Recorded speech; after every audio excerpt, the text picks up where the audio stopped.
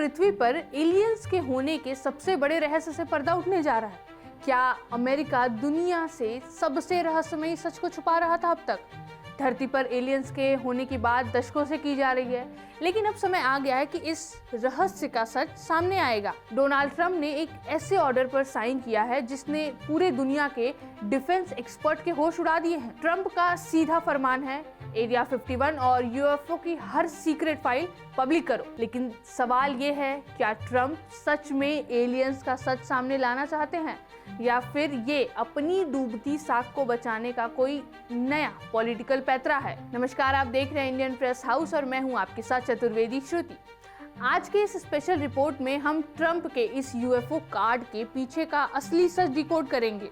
इस कहानी की जड़ें कुछ साल पीछे जाती हैं। पूर्व राष्ट्रपति बराक ओबामा ने एक इंटरव्यू में मजाक में कहा था, जब मैं राष्ट्रपति बना मैंने पूछा कि क्या हमारे पास एलियंस की लैब है।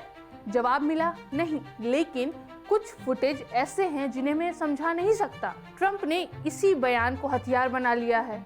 ट्रंप का आरोप है कि बराक ओबामा और अमेरिकी डीप स्टेट दशकों से जनता से सच छुपा रहे हैं। ट्रंप ने कहा है, अगर ओबामा को पता था तो वो बता क्यों नहीं रहे थे? मैं बताऊंगा। लेकिन एक्सपर्ट्स कहते हैं कि ये ओबामा को नीचा दिखाने और खुद को मसीहा साबित करने की एक सोची समझी चाल है ट्रंप की। क्या ट्रंप वाकई सच जानते हैं या वो सिर्फ क्लासिफाइड फाइलों को लीक करके अपनी ताकत दिखा रहे हैं? आइए सबसे पहले जानते हैं कि एरिया 51 है क्या।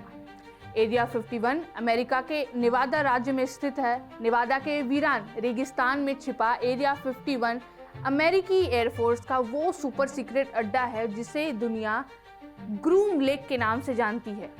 सालों तक अमेरिका ने इसके होने की बात ही नकार दी, जिसकी वजह से ये एलियंस और यूएफओ वाली थ्योरीज का अड्डा बन गया। लोग आज भी कहते हैं कि 1947 के रोसवेल हादसे वाला मलबा और एलियंस की डेड बॉडीज यहीं छिपाई गई है ताकि उनकी एडवांस टेक्नोलॉजी को कॉपी किया जा सके। खैर, 2013 में CIA ने पहली बार कबूल किया था कि ये जगह असली है, लेकिन उनके मुताबिक ये सिर्फ एक टेस्टिंग ग्राउंड था जहां U2 जैसे जासूसी प्लेन और रडार को चकमा देने वाली स्टेल्थ तकनीकी यानी टेक्नोलॉजी बनाई गई। आज भी यहाँ की सिक्योरिटी इतनी खतरनाक है कि परिंदा भी पर यहाँ नहीं मार सकता। सालों तक यहाँ U2 और SR-71 जैसे जासूसी विमान टेस्ट हुए, लेकिन क्या वो तकनीकी इंसानी थी या रिवर्स इंजीनियरिंग के जरिए एलियंस के जहाज को देखकर बनाई गई थी? अब सिक्के का दूसरा पहलू देखिए। जिस वक्त ट्रंप एलियंस की बात कर रहे थे, उसी वक्त वो कानूनी रूप से चारों तरफ से घिर चुके थे। अमेरिकी सुप्रीम कोर्ट ने उनकी सबसे बड़ी आर्थिक नीति रेसिप्रोकल टैरिफ को असंवैधानिक घोषित कर दिया है। ये ट्रंप की साख पर करारी चोट थी, यानी पूरी दुनिया पर 10% का फ्लैट टैक्स। इसका असर भारत पर भी पड़ेगा। भारत से अमेरिका जाने वाले कपड़े, जेम्स और IT सर्विस महंगी हो जाएगी। जब लोग महंगाई से चिल्लाने लगेंगे तो अचानक एलियंस की खबरें हेडलाइन में आ गई।